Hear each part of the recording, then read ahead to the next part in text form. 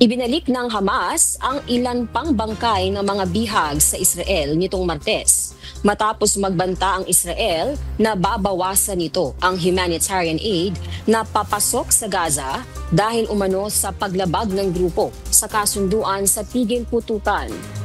Ayon sa Israeli military, 4 na kabaong na mga hostages ang itinurn over ng Red Cross sa hilagang bahagi ng Gaza bago dalhin sa Israel para sa pagkakakilanlan. Kasabay nito, muling nagpakita ng puwersa sa Gaza ang mga armadong tauhan ng Hamas.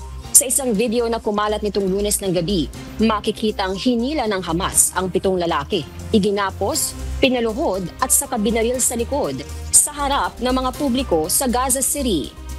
Nagbanta naman si US President Donald Trump na gagamit siya ng puwersang militar laban sa Hamas kung hindi nito isusuko ang kanilang armas na kasama sa kasunduang pangkapayapaan na pinirmahan ng dalawang panig.